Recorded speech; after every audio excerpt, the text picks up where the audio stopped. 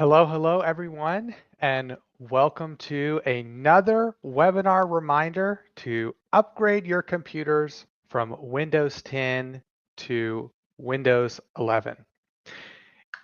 My name is Peter Meredith, and I am here from Tech Eagles, and it may seem like we do these reminders too often, but as long as there are computers that still need to be updated, we will keep making reminders.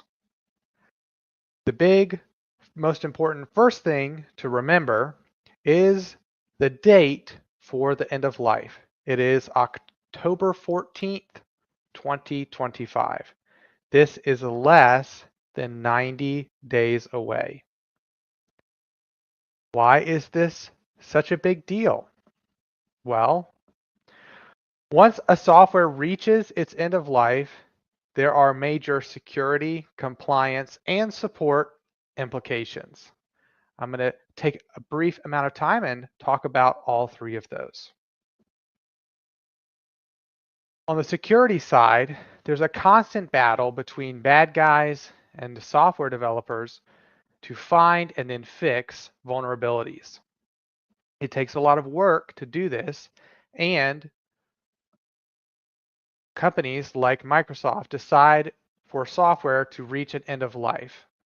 So after October 14th, Windows 10 devices without any extended security update licenses, we'll circle back to extended security update licenses in a bit, are vulnerable to every single new vulnerability that is discovered.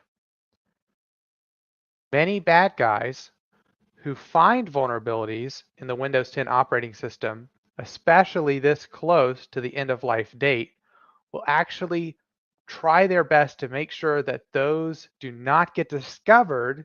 And then on October 14th, when the end of life date is reached, they exploit all of these vulnerabilities that in their hopes are yet unpatched by Microsoft. This is a big deal security-wise to get updated from Windows 10 to Windows 11 as soon as possible. In addition to these security concerns, many industries, like the medical industry, for example, have compliance requirements, and running devices that have reached end of life is a compliance violation that could result in a fine. Additionally, it also makes you out of compliance for almost every type of cyber insurance. So if an incident were to happen and your computer is running software that has reached end of life, then insurance will not cover that incident. Finally, there are support implications. Microsoft stops providing support for software that has reached its end of life, and most IT companies will charge an additional premium for managing any devices that are no longer in service, that they have reached that end of life date. Another support implication is that the software and applications on Windows 10 will no longer receive updates either, and will slowly taper off and become also vulnerable in terms of security and compliance. Now, we all remember Windows 7. It reached end of life not that long ago, back in 2020. Well, today, if you connect a Windows 7 computer straight to the internet, you have a minute, 2 minutes, and then the computer has been infected with a virus. This is what will eventually happen to Windows 10 computers once that end of life date has been reached. Now, if your computer has been purchased in the past 5 years, it's probably able to just directly upgrade to Windows, no problem. In fact, many of the computers that can upgrade to Windows 11 have already done so, which is awesome. But it is the computers that cannot update to Windows 11 that is the issue.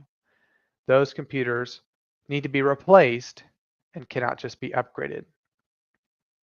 This leads to the most important thing that I want to say today, And that is if you have to purchase new computers to update them to Windows 11, purchase them as soon as possible. We're only 90 days away from the cutoff, and you are not the only person that needs computers to be replaced. The closer we get to October 14th, the more likely it is that the computer you may want to purchase is out of stock or has a major increase in the price. On top of that, IT companies, us and other teams have a limited amount of time. And if October 1st comes around and you still have a bunch of computers that need to be replaced, you might not be able to fit it into the schedule unless you pay extra hours or pay extra for weekend hours or overtime hours or things like that in order for an IT company to fit your replacement into their schedule. Now, the reality is that not all computers will be updated from Windows 10 before the cutoff. The most common reason for this is if your business is running a specific type of software that wouldn't run on Windows 11. But for whatever reason, if you cannot upgrade your device before the October cutoff, it is imperative that you purchase an extended security update license, an ESU license, for that computer prior to the cutoff date and have that license applied to the computer. The extended security license is a service that Microsoft offers that will provide the minimum security patches for that device to help cover those wiggle room areas where companies need to move out of Windows 10, but they have a line of software or they have some other reason that they can't just quite switch it over yet. They have announced that it will be $61 per computer for the first year of an ESU license. Now, to be clear, getting an ESU license does not remove the need to update your computer as soon as possible. I like to think of it as using duct tape to stay afloat in a boat while multiple people are drilling holes into the bottom. It might keep you from sinking probably for enough time to row to shore and jump out, but it is not a sustainable solution.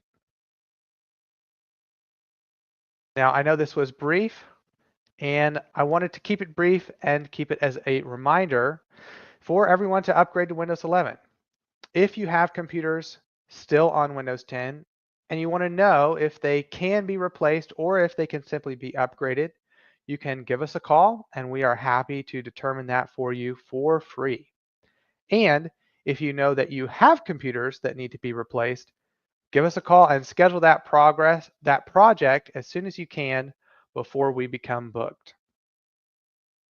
I will leave just a moment to see if we have any questions, but if not, thank you all for joining us, and I hope to see you next month.